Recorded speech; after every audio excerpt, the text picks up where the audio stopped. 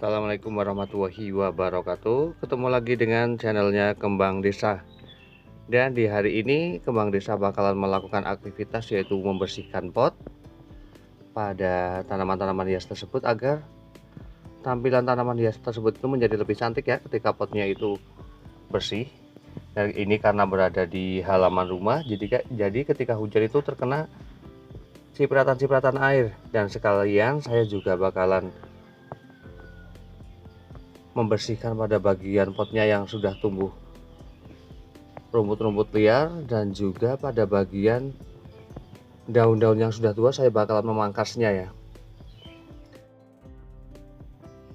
Dan hanya sekedar membersihkan potnya itu juga sangat berpengaruh terhadap tampilan dari tanaman hias tersebut ya. Dan nanti saya juga bakalan membersihkan rumput-rumput liar yang tumbuh pada bagian area pot ini, dan termasuk juga saya bakalan memangkas daun-daun yang sudah tua seperti ini, karena apabila daun tua ini tidak dipangkas maka juga akan masih tetap mendapatkan nutrisi ya. Jadi akan terbagi, dan setidaknya daun-daun yang masih bagus seperti ini asupan nutrisinya lebih sedikit dibandingkan dengan daun-daun yang sudah tua seperti ini, karena letak dari daun yang sudah tua ini ya, ini berada di bagian paling bawah. Jadi sangat sayang sekali ya ketika nutrisi itu terebut banyak oleh daun-daun yang sudah tua seperti ini.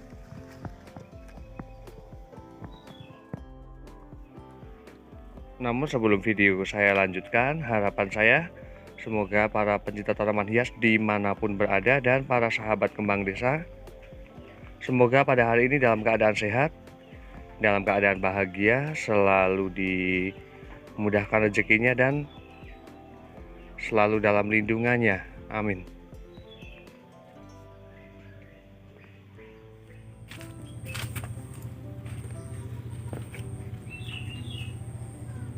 Dan hal seperti ini kayak membersihkan pot, memangkas daun-daun yang sudah tua, ini juga termasuk mengambil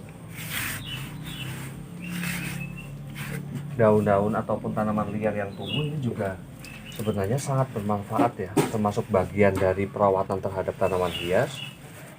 Karena ketika banyak rumput liar yang muncul ataupun yang tumbuh pada sekitar area pot, juga itu juga mendapatkan asupan nutrisi ya. Jadi sangat sayang sekali ketika tidak dilakukan pemangkasan pada bagian daun-daun yang sudah tua ataupun rumput liar yang tumbuh pada area sekitar pot. Dan termasuk bunga juga, bunga pada tanaman ini juga sebenarnya mendapatkan nutrisi yang sangat banyak sekali. Dan sebenarnya ketika tidak mau disilangkan ataupun diserbuk, ini sebenarnya juga alangkah baiknya dipangkas ya. Dan ada kalanya juga untuk penyemprotan terhadap tanaman hias, itu biasanya menggunakan B1, namun karena kadang sayang ya untuk membeli obat B1 tersebut, sahabat kembang desa juga bisa membuatnya dengan cara tradisional, yaitu dengan cucian air beras yang kemudian disemprotkan pada bagian daun dari tanaman tersebut. Itu setidaknya bisa dilakukan sekitar 2 hingga 3 bulan sekali. Dan kemudian juga sahabat kembang desa bisa memanfaatkan perasan dari beras tersebut untuk menyiramnya, itu setidaknya dilakukan 2 minggu sekali ya. Karena air perasan dari cucian beras ya, itu mengandung banyak sekali vitamin, seperti ada zat besinya, ada kalsiumnya juga, ada vitamin B-nya, B apa dan apa itu ada. karena mengandung unsur hara juga, jadi sangat bagus untuk pertumbuhan dari tanaman tersebut. Dan kemudian ketika kita melakukan penyiraman terhadap tanaman hias, itu sebenarnya selain memang untuk melembabkan keadaan medianya, juga sebenarnya berfungsi untuk menyebarkan nutrisi pada bagian media tersebut.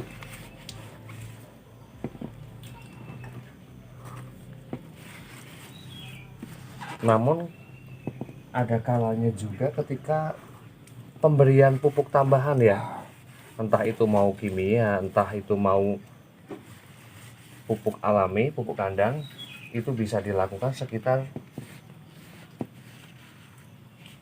3 bulan ya, 3 bulan sekali, untuk menambahkan nutrisi pada media tersebut.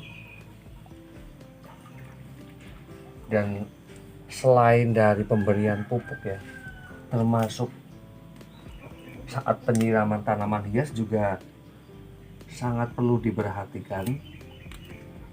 Ketika melakukan penyiraman, jangan sampai airnya itu sampai meluap, karena apabila melakukan penyiraman itu airnya terlalu meluap ya, sampai meluap seperti itu, biasanya nutrisi pada bagian media tersebut itu akan hilang.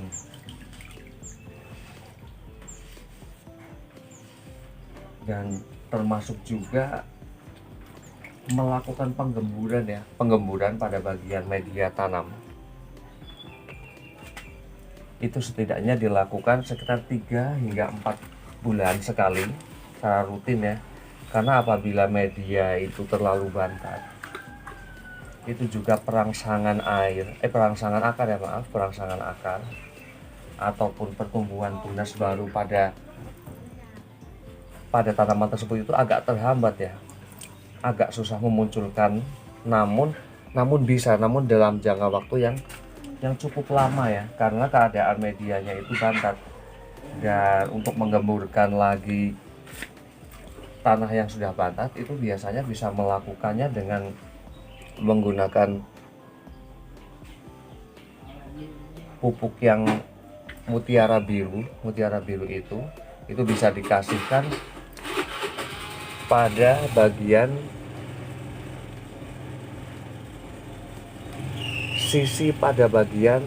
batang tanaman tersebut, namun jangan menyentuh pada bagian batangnya ya ketika mengasih pupuk mutiara biru tersebut. Karena apabila menempel pada bagian batangnya, karena sifatnya dari pupuk itu panas ya, itu memudahkan sekali untuk membuat busuk ataupun terbakar pada bagian batang tanaman tersebut. Dan jika tidak mau mengambil resiko ataupun cara mengemburkannya itu tidak akan menggunakan pupuk kimia, para sahabat kembang desa dan para pencinta tanaman hias juga bisa menggunakan dengan gunting ataupun sebilah kayu ataupun dengan menggunakan tangan dengan cara seperti ini. Ini bisa sekali dilakukan seperti ini. Namun ini terkadang beresiko juga ya, ketika pada bagian tanaman tersebut itu sudah memunculkan tunas-tunas baru seperti ini. Ini bisa sekali. Karena setidaknya ketika tanaman hias itu dilakukan penyiraman terus-menerus, pada akhirnya juga media tersebut akan menjadi bantat dan keras ya. Namun saat media itu sudah terlalu lembab, maka ketika dilakukan penyiraman itu aliran airnya itu sudah tidak begitu lancar ya, karena pada media tersebut itu sudah tidak begitu berporos. Jadi alangkah baiknya dilakukan penggemburan seperti ini. Karena untuk jenis tanaman hias keladi juga ketika banyaknya asupan air yang terlalu berlebihan juga itu bisa memudahkan pembusukan pada bagian umbi dan termasuk akarnya. Namun setidaknya ketika pada bagian media tersebut itu agak berporos, jadi ketika dilakukan penyiraman sirkulasi air itu akan lancar.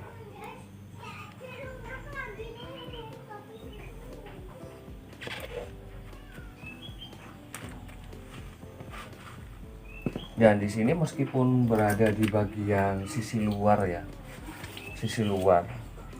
yang sebenarnya pada bagian potnya bisa dibilang tiap hari ketika sedang musim hujan juga pasti kotor ya. Namun setidaknya dengan pembersihan seperti ini akan menjadikan tampilannya itu lebih menarik ya kalau terlihat bersih seperti ini. Dan termasuk hal ini juga sebagian dari kegiatan perawatan juga. Sekalian juga bisa mengambil daun-daun yang sudah tua, mengecek pada bagian medianya ataupun tanamannya tersebut.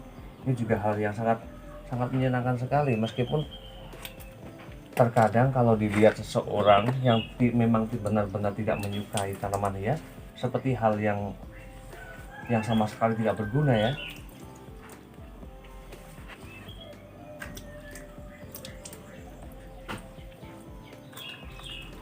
Namun sebenarnya hal ini sangatlah menyenangkan.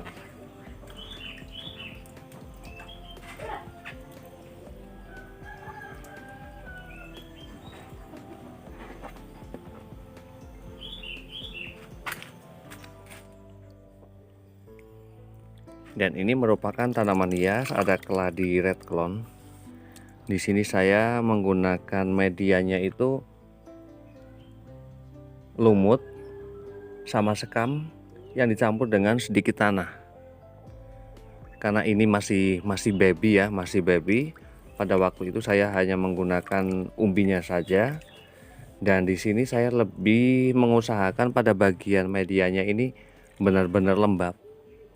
Namun tidak basah ya, yang menjadikan perangsangan pada bagian akar ketika media tersebut itu lembab itu lebih cepat dan pertumbuhannya juga lebih bagus lagi seperti ini. Ini rimbun banget.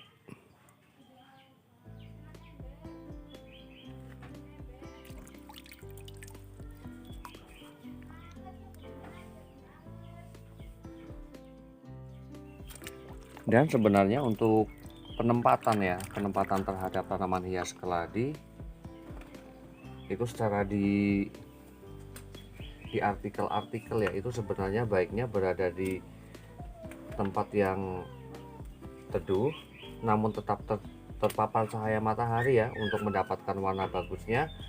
Namun selama saya pulang ya dari teras ke teras melihat kondisi tanaman hias keladi tersebut, di sini saya lebih suka untuk penempatan terhadap tanaman hias keladi itu berada di daerah yang luar. Namun sebenarnya yang merusak warna daun ya, itu terlihat kecoklatan dan membusuk seperti ini. Ini bisa karena memang daun tersebut itu sudah tua. Namun yang keduanya itu sebenarnya ketika musim itu bergantian, sehari itu hujan ataupun panas seperti itu ya, hal tersebut yang sebenarnya menjadikan warna daun dari tanaman hias keladi itu seperti kayak rusak ya. Ketika musim hujan seperti ini dan kemudian berganti dengan musim kemarau, itu menguning seperti ini sebenarnya.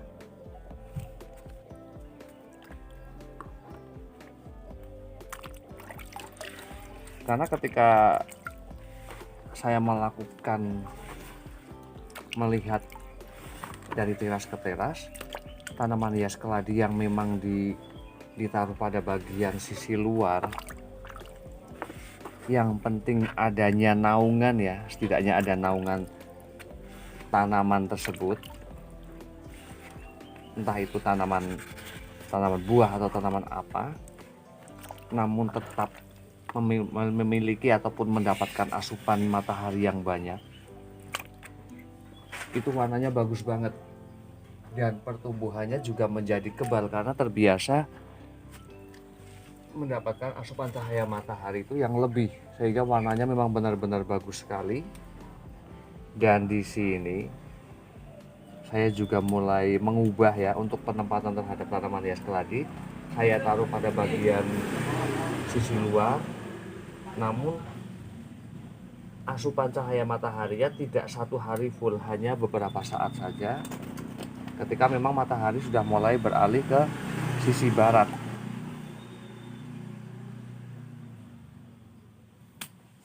Dan masalah dorman ya ataupun mati suri itu juga sebenarnya pemicunya ketika pada bagian media tanaman hias keladi itu terlalu sering kering sehingga memicu untuk terjadinya dorman.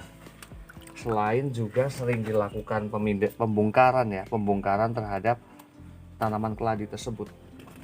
Ternyata juga media terlalu kering itu juga memicu menjadikan tanaman keladi tersebut itu dorman ya.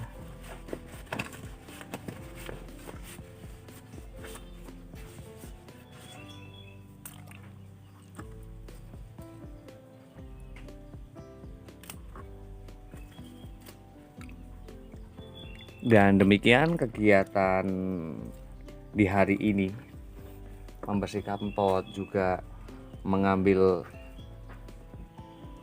rumput-rumput liar yang tumbuh pada bagian pot dan beberapa tips lainnya tentang tanaman hias keladi.